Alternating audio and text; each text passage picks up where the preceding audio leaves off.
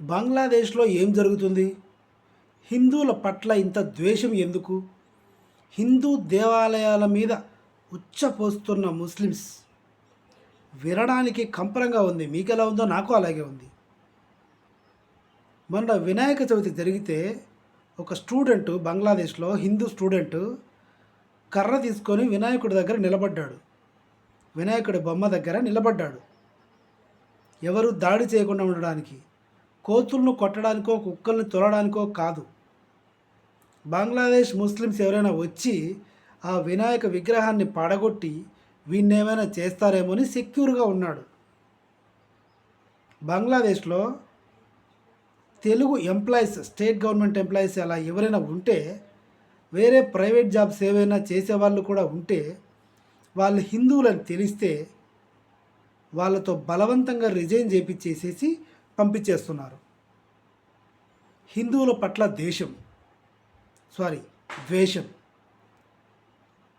విగ్రహాలన్నీ పడగొట్టేసటం, కాళ్లతో తన్నడము, మూత్రం పోయడము హిందువుల విగ్రహాల మీద, ఇదంతా ప్రభుత్వానికి ఎందుకు కనిపించట్లేదో నాకు అర్థం కావట్లేదు.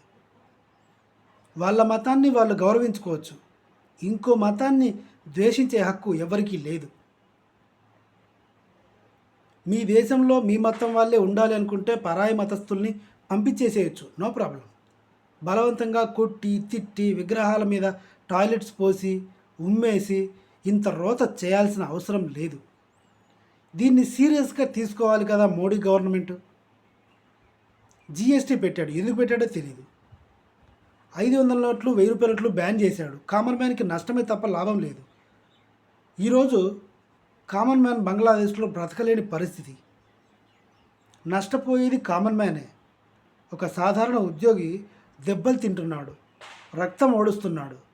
కానీ ప్రజానాయకులు గన్మెన్ల అండతో, సెక్యూరిటీతో హాయిగా తిరుగుతున్నారు. బంగ్లాదేశ్లో ఇన్ని ఘోరాలు జరుగుతున్నాయి. నిన్నటికిన్న హైదరాబాద్లో బంగ్లాదేశ్ జెండా పట్టుకొని ఓల్డ్ సిటీలో తిరిగాడు. పాకిస్తాన్ జిందాబాద్ అంటాడు వాడు. పాకిస్తాన్ జెండా పట్టుకొని తిరుగుతున్నారు హైదరాబాద్ ఓల్డ్ సిటీలో. కరెంటు బిల్లు కట్టమని వెళ్తే కత్తి తీసుకొని పొడుస్తా అన్నాడు ఒకడు. ఈ హిందుస్థాన్ అంటేనే హిందువులు ఉండేది. అయినా సిగ్గు లేకుండా మనం పరాయి మతస్థులను దించుకున్నాం గాంధీ అనే కంచర్ గాడిద వల్ల. అఫ్కోర్స్ వాళ్ళ మతాల్ని మనం గౌరవిస్తాం, మన మతాల్ని వాళ్ళు గౌరవించట్లేదు కదా.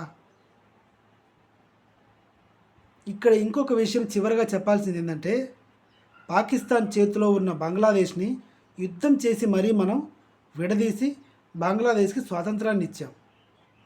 కొన్ని వందల మంది పాకిస్తాన్ దగ్గర ఖైదీలుగా బంగ్లాదేశ్ ఆర్మీ ఉంటే మనము మన ఆర్మీ ప్రాణాలకి తెగించి వాళ్ళని కాపాడింది. అందుకు వాళ్ళు మనకిచ్చిన గిఫ్ట్ హిందూ దేవాలయాల్ని పడగొట్టి హిందూ దేవతల మీద టాయిలెట్లు ఉచ్చలు పోయడం. ఇదంతా చూస్తూ ప్రభుత్వం సైలెంట్గా సినిమా చూస్తూ ఉండడం. వీడియో అందరికీ షేర్ చేయండి హిందువులారా. Thank you.